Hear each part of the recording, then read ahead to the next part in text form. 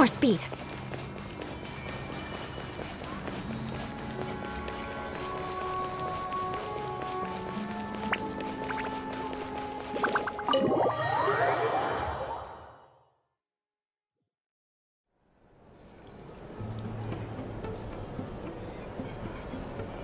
We come here often, so we shouldn't stand out. Let's sit here. Now, it's up to Vodyanitsa. Let's see how the conversation goes.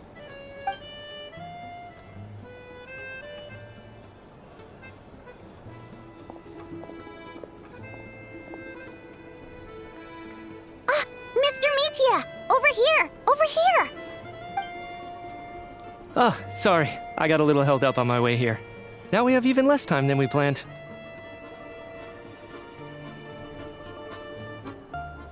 Go ahead and order some snacks and drinks, whatever you like. Let me see. According to my schedule, we still have 25 minutes left. You're really pressed for time today, huh? I was imagining this would be a leisurely chat.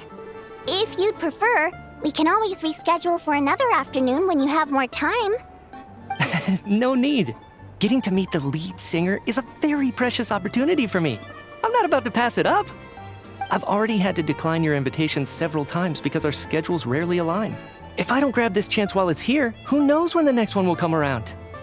Well, it's very kind of you to make time just for me. I'm not too sure, to be honest. But Snezhnaya's full of weird and wonderful things like that, so people tend not to bat an eye. I'm sure the same will go for the Eye of Grey and Paimon. The reason I invited you out for tea and a chat today was to get some feedback from a true fan of the theater. Well, I genuinely have nothing bad to say. No matter how many times I hear you sing, it never gets old. It always seems fresh and new somehow. Maybe it's because the more times I listen, the more details I notice. Or maybe you simply improve with every performance, delivering it better each time. Thank you! I'm delighted to hear that! Could you give me any specific examples? Oh, yeah. The piece you sang today, for example. Beneath the Frozen River? Hey, what's with you? I'm just praising a good performance. I always used to find that such a bleak and lonely song. But the more you listen, the more you realize that it's not as cold and nihilistic as it appears. When you really dig down into it, there's a certain level where you're surprised by the emergence of hope. Wow, I'm impressed. I didn't expect you to pick up on that. Actually, I only tried out that angle after talking with a composer. Still, Beneath the Frozen River wasn't on today's program. Oh, really? But it's a classic. You sing it every time. Almost every time. Oh, well then, let me say a few words about that other all-time classic, Flying in the Wind from the Mountain Sparrow. I didn't sing that one today either. My voice wasn't quite up to it, so I switched it out at the last minute. Oh, but, Sorry, Mr. Mitya, but you were at the theater today, yes? Of course I was. Remember? I said hello to all the troupe members before the show started. You, Odette, and the others. So what did Odette sing today?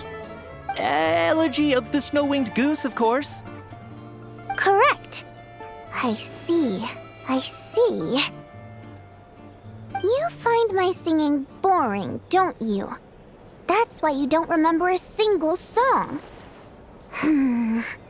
Looks like I'll need to cut a few from the program next time. No, that's not it. I swear. All right. I'll be straight with you. I'm sorry. My mind was wandering as you took the stage today. I enjoy watching your shows because the exquisite performances stimulate the mind. It always sparks some inspiration for my research. So, whenever I get stuck at work, I come to the theater for a change of pace. Odette's dance during the Elegy of the Snow-Winged Goose today was simply incredible. It got me wondering what she's been going through recently. That look of sheer defiance in the face of utter tragedy? It was so inspiring. I started scribbling in my notebook right away. Not that I made a ton of progress in the grand scheme of things, but I still think it was productive. By the time I snapped out of it, the entire show had finished.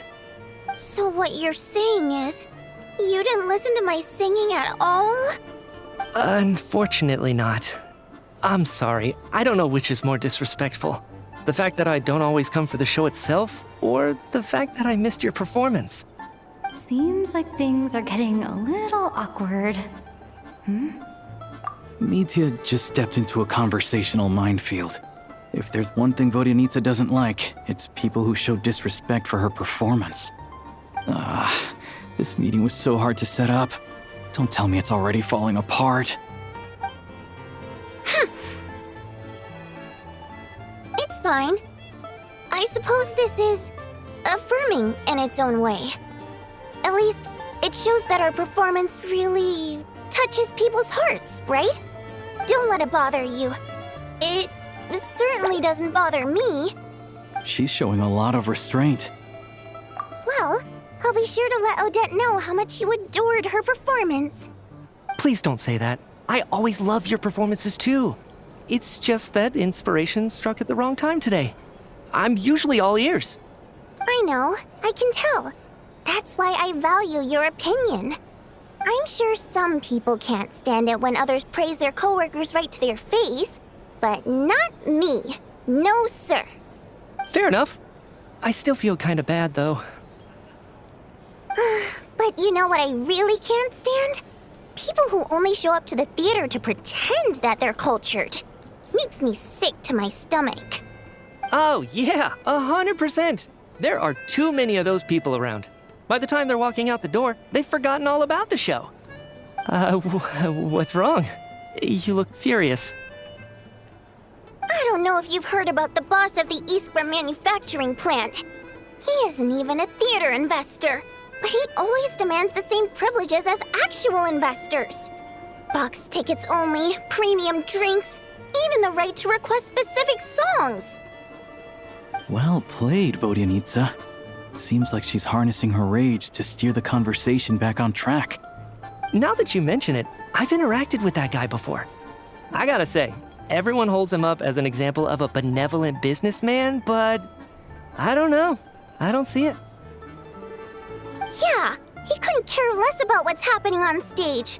He's just there to flaunt his social status. I hate that I have to prepare programs for guys like that. What's the big deal with that factory he runs anyway? I asked around a bit and heard some pretty shocking stories.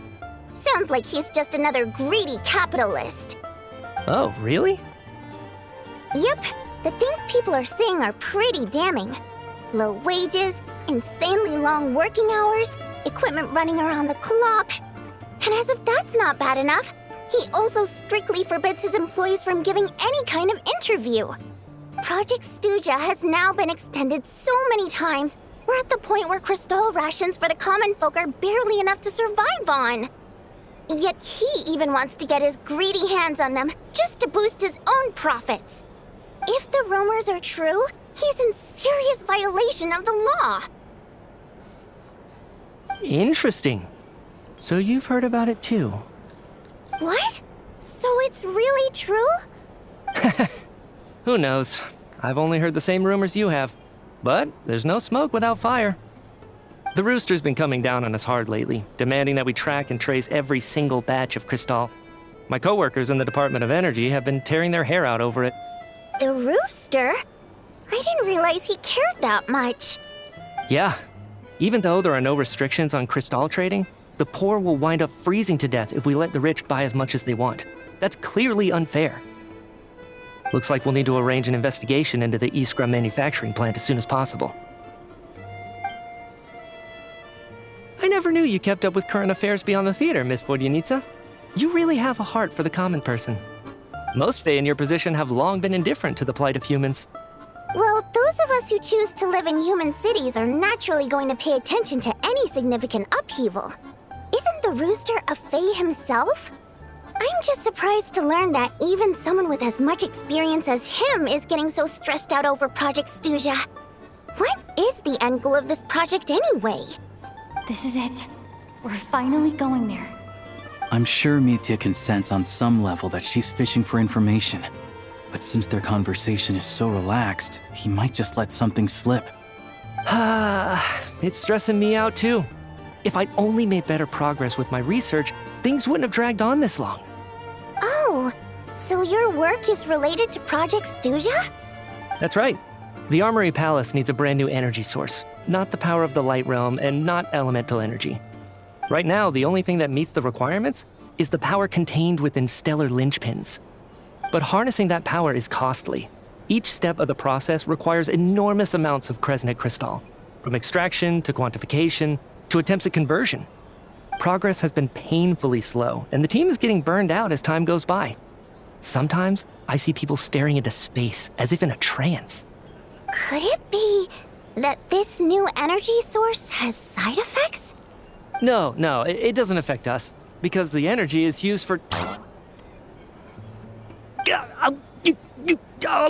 Okay, I got it. Stop choking me.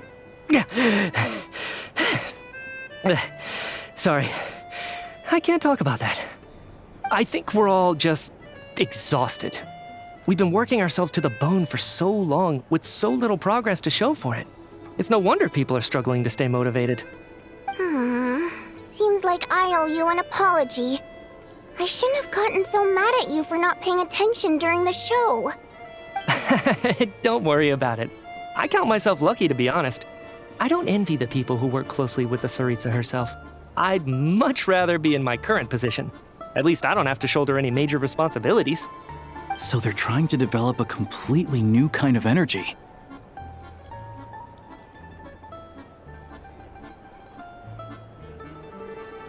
Yeah, censored by a scarf. Who would have thought? Oh, dear. It looks like my time is up. I'm afraid I have to leave. I'm so sorry. We ended up barely talking about the theater. That's okay. It was a pleasure chatting with you, really. Let's make up for it next time. Yeah, hopefully once the work pressure eases up a little, I'll be able to focus more on the performance, and then we'll have more to discuss. We touched on some confidential issues today. I'd be grateful if you could keep it between us. That could have gone worse. Nice job. Why was Mitya in such a hurry to leave, though? Sorry, routine inspection.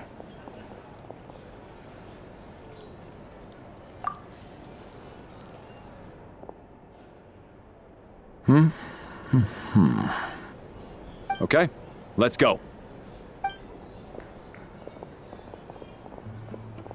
So he wasn't rushing to get back to work. He must have calculated that Valeri would find him here in exactly 25 minutes. That's frighteningly accurate. One of the main duties of the Special Assignments Battalion is to ensure that important figures stick to their schedules. All right, time for us to get going too. Excuse me, check please. We'll settle our check too, then.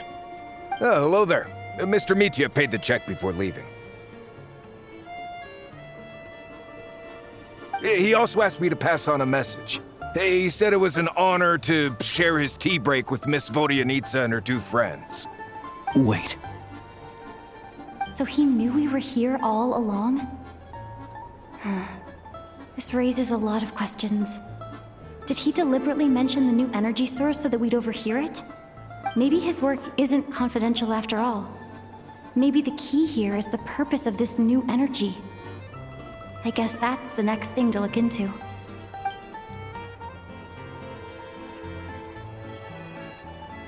Vodyanitsa and Alosha have both left. Time to head back and call it a day.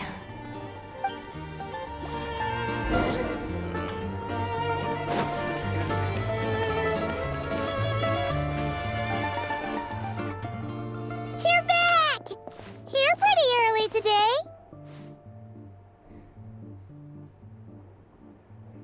Paimon was just gonna mention that. After she woke up today, Paimon felt like her temperature was completely back to normal. But her strength still hasn't returned. Still, there's some good news. Paimon thinks she might have figured out the source of the problem. It's like there's some kind of mysterious power affecting Paimon. Paimon's never felt this way before during any of her travels. She only started feeling this way since we arrived in Snezhnaya. That's right. The Armory Palace needs a brand new energy source. Could that have something to do with this? What is it? You're making that face again. You know, the one you get whenever you have a light bulb moment?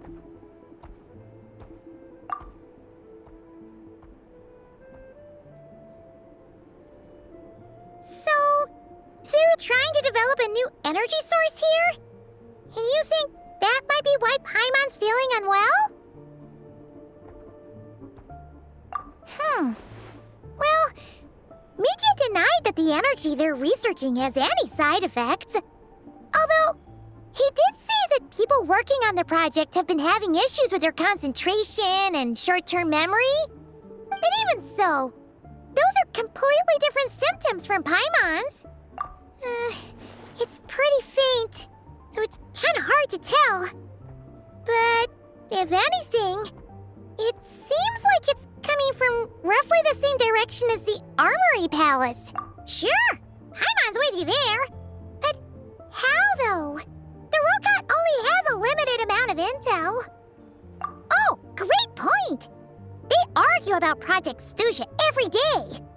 If we could sit in on one of their sessions, we might pick up some new leads. Good idea! Oh yeah, while you were out, Paimon tried all the yummiest looking desserts in the Potforia restaurant. This one seemed right up your alley. So, Paimon saved some for you. Come try it once you finish writing your letter.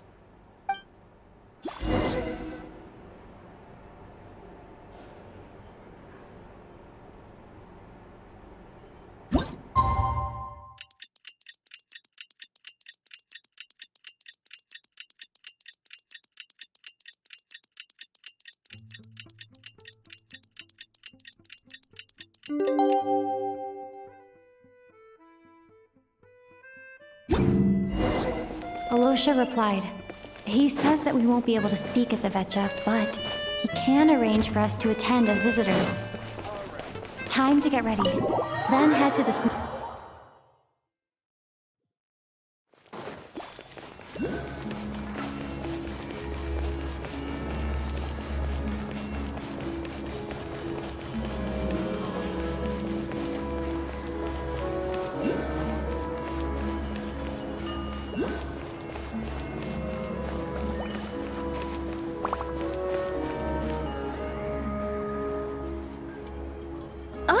Miss Vodyanitsa, prima donna of the Korolievsky troupe. What a surprise meeting you here. Will you be sitting in on a session of the Vetja? Sorry, I'm not taking interviews today. Oh good, you're here. The session's about to begin. Let's get inside. Please wait, Miss Vodyanitsa. Could you introduce me to your new friend?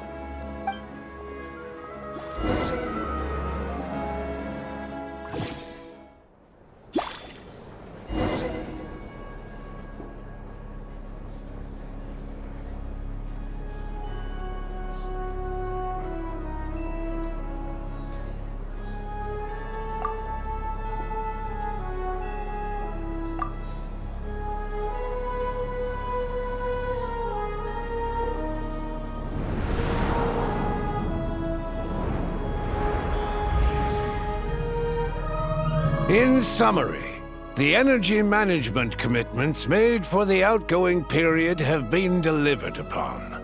Furthermore, both the production and consumption of Kresnik Crystal show clear signs of stabilizing. The relevant agencies have assessed the present circumstances and determined that the status quo can be sustained until the next period. For detailed statistics, I would refer you to the industry reports that have been distributed to all persons present. It should also be noted that while the recent blizzards have led to a significant increase in people's energy expenses, this is strictly a short-term phenomenon associated with a remotely located monster. Her Majesty the Tsaritsa is giving her full attention to this matter. We should have every confidence that it will be dealt with swiftly and conclusively. A financial report on disaster relief is also present in this report, courtesy of Pantalone. They cover the same old ground every single time. The rooster never seems to mind, but everyone else is getting tired of it. There's a general lack of trust. People aren't seeing any tangible benefits that affect them directly. Of course, none of that will be reflected in any of the reports on the table. Yeah, if it weren't for these hard copy documents, I could have at least made something up.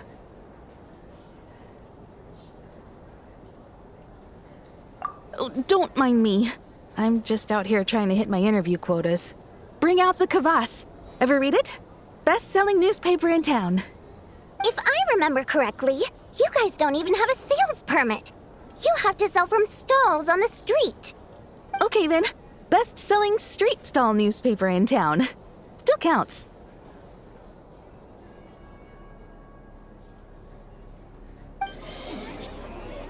Order! We will now open the floor to the representatives. If there are no further substantive issues to discuss, we will then proceed to a vote on this motion. Snezhnaya has a long tradition of treating members of the Fatui armed forces and their dependents favorably.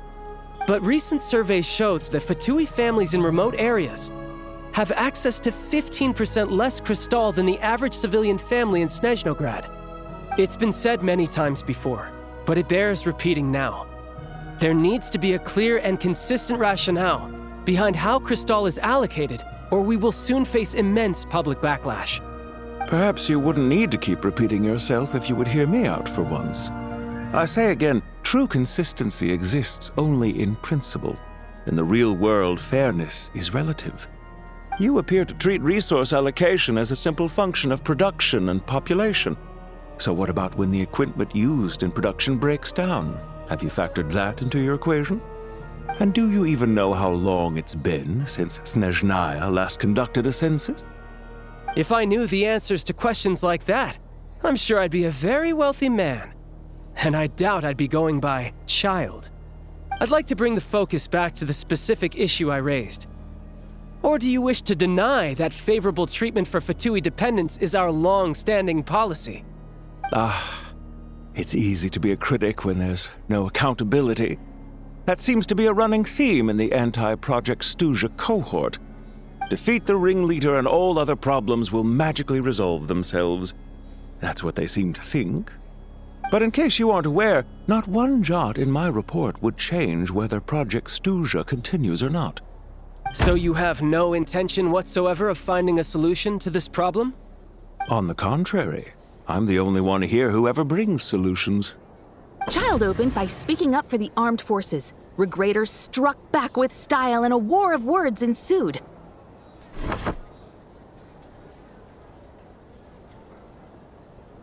Our reporter was live on the scene to get the audience's reaction as it all unfolded. Who do you support? The people have spoken! Child received raucous applause from the crowd as he pushed Regrator onto his back foot with a relentless barrage of questions. It had to be seen to be believed. Now you see why they don't have a sales permit. However this reporter wants to spin things, I haven't forgotten that Tartaglia was representing the Northland Bank when we first met in Liyue. So, surely their relationship can't always have been this strained. You two are getting off topic. Let's focus on what the data is saying. Mr. Pantalone, may I speak on your behalf? Oh, please do. I'm more than happy to save my breath. Crystal distribution policy undergoes modifications with each new period. The ultimate goal being to find the most reasonable method of allocation, which I believe is what Mr. Tartaglia also seeks. But I fear many may have been misled on this topic by extremist activists. To clarify, Project Stuja is not the root cause of the problem. It is merely a framework for resource distribution. The most recent reports all point to Snezhnaya's resilience and adaptability during this period of fine-tuning, and give clear indications that a distribution framework is improving with each iteration. To make drastic adjustments without first considering the risks would likely do more harm than good. It would be a waste of the hard-won experience we've gained to date. Renowned scholar of finance, Arapov spoke up to clarify the fiscal logic, clearly alluding to social organizations like the Rokot in his words. With the notorious Lelex still active to this day, should the Rokot be held responsible? No, there is someone else to blame. She's just rephrasing what Mr. Pantalone said. The Rokot are the critics he accuses of taking no responsibility for their actions. As for Lilik, you won't have heard of him yet. He's currently the most famous member of the Rokot. Well, more like infamous. Ending Project Stuja has become an obsession for him. Unlike the more decent ones among us, he believes that votes in the Vetcha are all that matter. So whether it's threats, coercion, or bribery, he'll use whatever means necessary to get people to change their vote. And since we're already on the subject, what do you think of Lelek's methods? Are you for or against? Yes, don't we all? Lelek supporters grow in number by the day.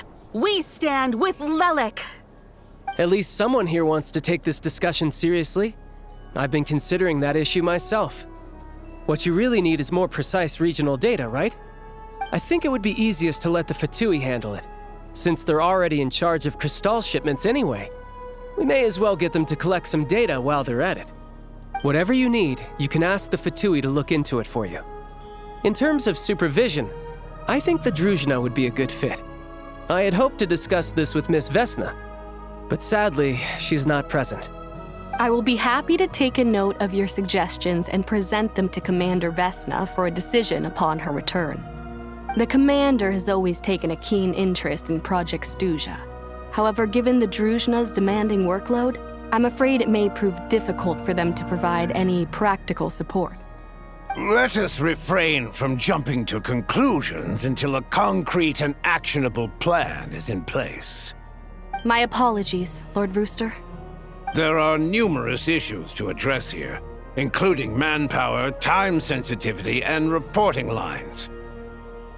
Nevertheless, I support drafting a proposal. Follow the usual procedure, and it can be raised as a new motion for all parties to evaluate at the appropriate time. In that case, I'd like to share one thought before the proposal is drafted. The issue of time sensitivity was raised just now, which I presume relates to the official reports. In fact, the Energy Commission already collects regular statistics on each urban center and its surrounding area. Would these be of any use? That's a good idea. I read every issue of Sviet Lolaidovka's report, and although my focus is mostly on the section about equipment operation, the energy consumption statistics also yield a lot of insights. Be that as it may, does no one see an issue with using local data to determine Crystal quotas? In the long term, it seems like a very risky solution. Not if they are used purely for reference. So long as we have the report from the Northland Bank's headquarters to corroborate it, no one will be able to fool me. Very well then. It appears that this arrangement is acceptable to all parties.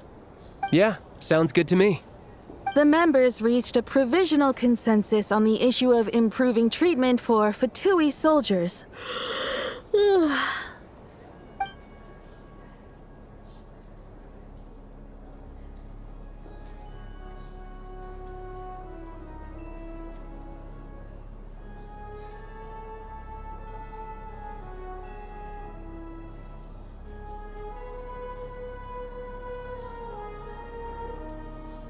Today, the prima donna of the Korailievsky troupe attended a session of the Snezhnograd Vetcha in the company of a most charming young lady. The question on all our minds is, what is the true nature of their relationship?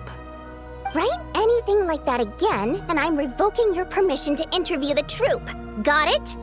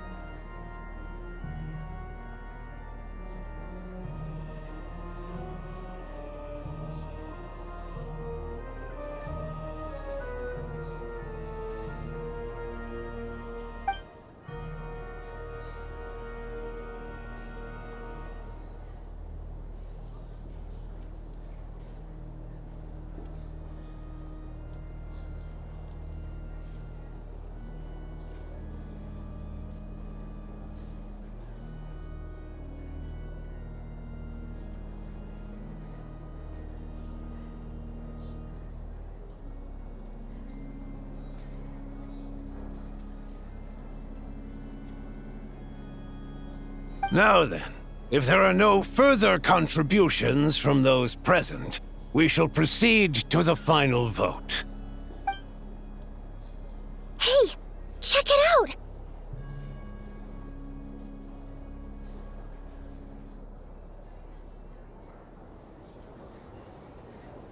What made him vote against? Why now?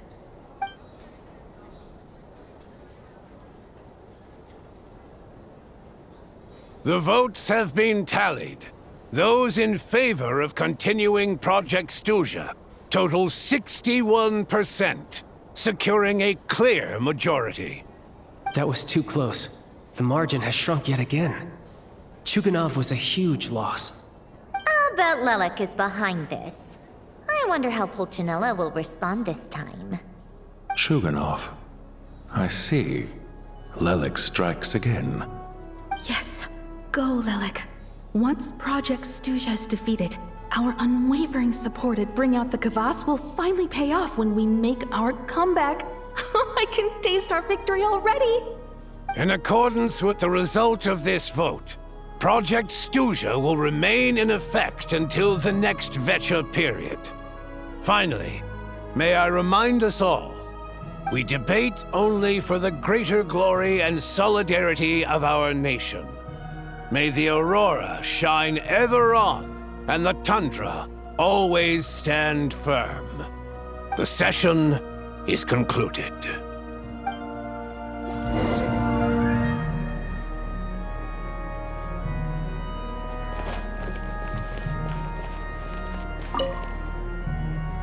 I have to say, I really wasn't expecting Chuganov to vote against Project Stuja. Well, in principle, Snezhnaya's business and political elites ought to be the ones least likely to oppose it. As we heard, Project Stuja is basically just a resource distribution framework that requires everyone to cut back during the winter. But even if the policy got cancelled, the Tsaritsa's energy needs wouldn't suddenly go down. The extra demand from the public would have to be filled from somewhere. So logically, the factories would have to take the hit. I got a letter from Mr. Mitya just before today's session. He said he's confirmed that there are issues around overtime and excessive energy consumption at the Iskra manufacturing plant. In a situation like this, once the Rooster receives the report, he'll order the factory to halt production and submit to an investigation before issuing a penalty. But that's a week-long process, and thus didn't make it onto the VII agenda this time. I don't think he suspects anything so far. Exactly. And as you know, he's a very selfish person. I was originally gonna try and flip him after he received notice of the official sanctions. My plan was to convince him that the whole thing was completely unfair. Rather than just sit back and take the hit while his factory stopped production, he'd be better off voting to end Project Stuja. At least that way, no one else would be able to make any money either, because all the factories would suddenly have more limited energy to work with. But now, he's already voted against it, which means someone must have used more forceful means to change his vote, just like with everyone else who flipped. Yeah, no one knows why Lelek is so obsessed with ending Project Stuja, but by the looks of it, he's inching closer and closer to success. Lelek must have strong motivations, given how he'll stop at nothing to achieve his goal. Maybe he knows the full truth of Project Stuja. Maybe my next step should be to focus on him. All right. What are your plans for the rest of the day?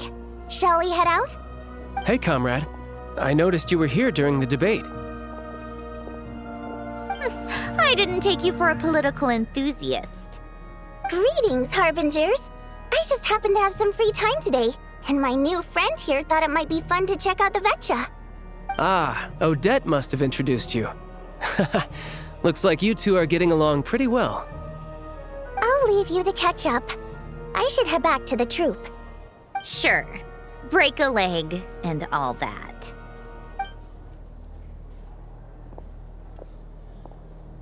Thought it might be fun to check out the VII, did you?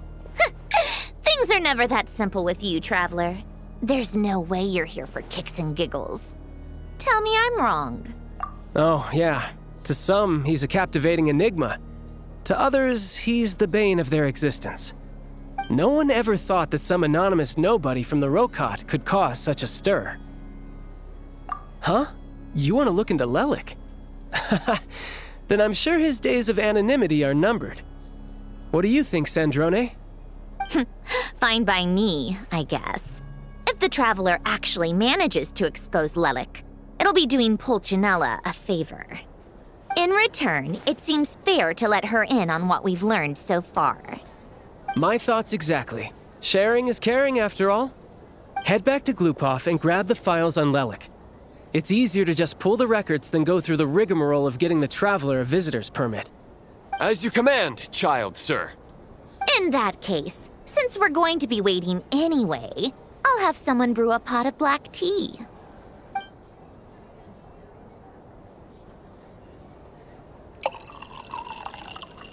One common thread among the many incidents Lelik has been involved in is that the victims are all too scared to share any real information about him. Clearly, he must have threatened them in some way. His modus operandi is to silently infiltrate the scene and leave a threatening letter behind. But neither the letters nor the crime scenes ever yield any clues to his identity. So all these files have to offer are short statements by the people affected. They don't give us a lot to go on. If nothing else, it shows we're dealing with a trained professional who's versed in counter-surveillance. Yes, and to that point, he often strikes in highly secure locations. The victims are high-ranking and influential people who take their personal security very seriously. Somehow, Lelik slips right into their rooms without making a sound. There's never any eyewitnesses, nor the slightest trace of a break-in. If he can get in and out undetected, it means he can strike without warning. Not that that's ever happened so far, but the thought is enough to scare these people sleepless. It's hard to believe that a human being could pull this off flawlessly every time, so they switched the focus of the investigation to Faye. Unfortunately, no one's found anything yet. Careful, don't underestimate me. Although truth be told, I'd probably find it hard not to blow my cover. Direct confrontation is more my style. We haven't ruled out the possibility of Lelik being human. It's just, there can only be a handful of people in all of Teyvat who'd fit the profile. Faye, on the other hand, plenty would have the ability, but few would have the motive. No, not as strong as me. You'll never find the culprit with criteria like that. Let's go with a little weaker than me. There's no denying that Master is strong, but meticulous. We can only hope. She's just trying to find a reference point. Stop getting fixated on who's stronger than who. But that's the most important thing. In my opinion, anyway.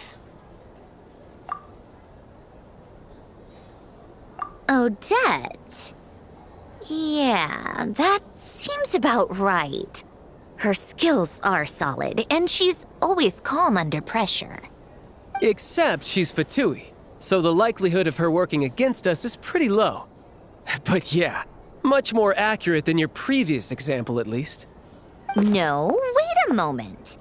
Maybe we should interrogate that assumption. What do you mean? Which assumption? Her Fatui identity doesn't necessarily exonerate her. And when you think about it, the Rokot would be precisely what she needs to conceal her identity. Plus, she wouldn't need to be such a pro at covering her tracks. She'd already know where the Fatui will be and when, so she could choose the perfect time to act. Oh, yikes. I was just thinking out loud. Why is this starting to sound like such a convincing theory? Still, what reason could Odette possibly have for trying to call off Project Stuja? Arlecchino would be the best person to ask. She knows Odette best. Unfortunately, she isn't back yet. Rosaline used to open up to her in private about her struggles with Odette. As I'm sure you can imagine, Arlecchino is quite a lot better with children than Rosaline was. She gave her some tips on how to handle the situation, and Rosaline managed to reach a settlement with Odette before leaving. So I suppose there were at least no lifelong regrets left behind. Beyond that, I don't know the details about that side of things. But I do know that Odette definitely has a motive to hold a grudge against Project Stuja. The reason being, her father passed away during the early stages of the project. That was back before it had been named Project Stuja, when things were still being worked out. But in essence, it's remained the same ever since. Huh. The more you know. Rosaline was always so self-centered. I never understood why she started paying so much attention to Odette. Is that such a surprise? If you cast your mind back, you may remember that Rosaline and I weren't exactly close. We had tea together a few times, but that was about it. Odette's past is no secret. Her father was a fatus and her mother was a very famous ballerina.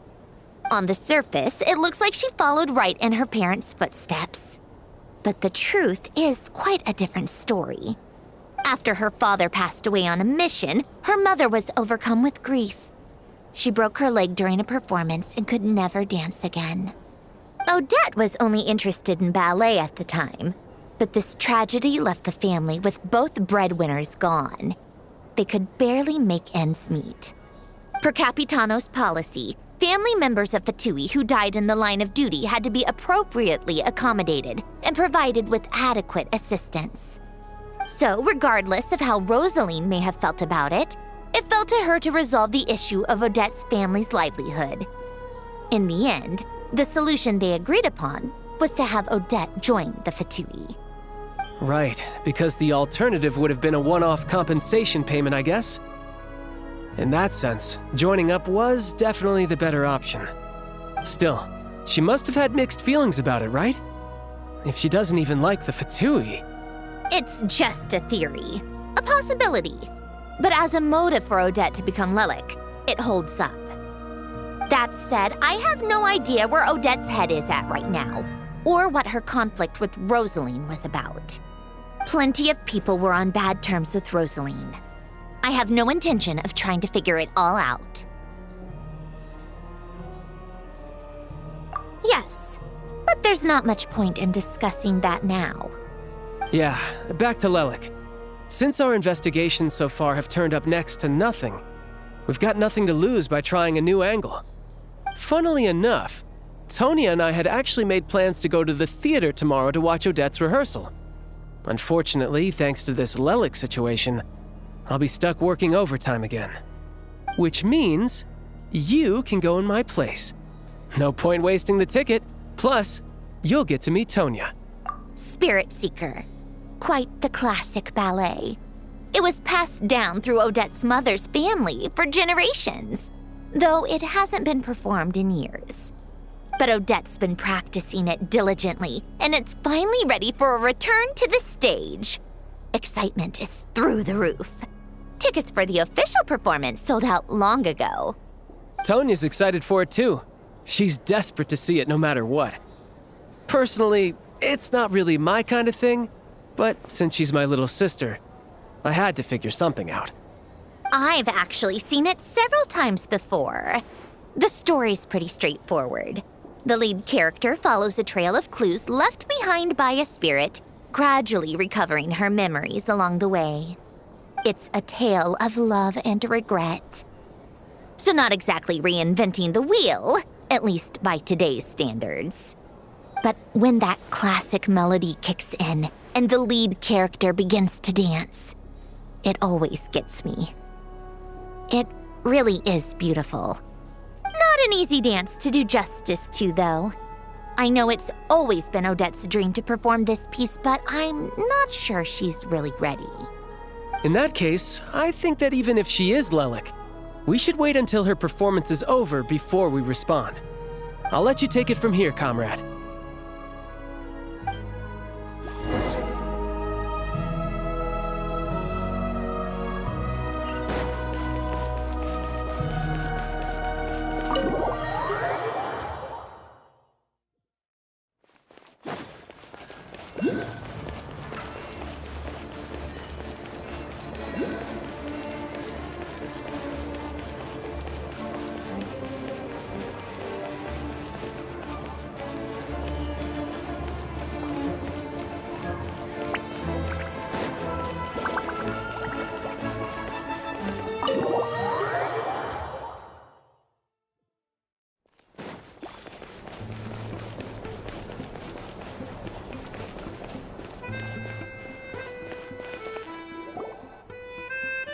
like you've made a ton of progress today. It's good that everything's going so smoothly. Next step is to head back to the theater and get a clear answer from Odette. Either way, Paimon doesn't get the sense that she's a bad person. Sure, she might have done some pretty extreme things, but Paimon bet she has her reasons. Maybe this is going too far, but like, with everything she's managed to do so far, wouldn't it make more sense in theory to be even more, you know, heavy-handed? Why leave a letter when she could, well, we know there are plenty of other ways to keep people in line, right? The point is, she could have gone further, but she didn't. So, if it is her, she's got some principles at least. Yeah! Well, all you can do is follow the facts wherever they lead. No change, really. But that thing Paimon told you about yesterday? Paimon feels like she can sense it more clearly now. Hearing you talk about your day makes Paimon itch for an adventure. If only she could be there with you so we could experience it all together. Yeah, I wish you could be there too. I'm not used to adventuring alone. But don't worry, we'll get to the bottom of this. Guess it's just one of those things. Never mind. Paimon will behave herself and keep resting.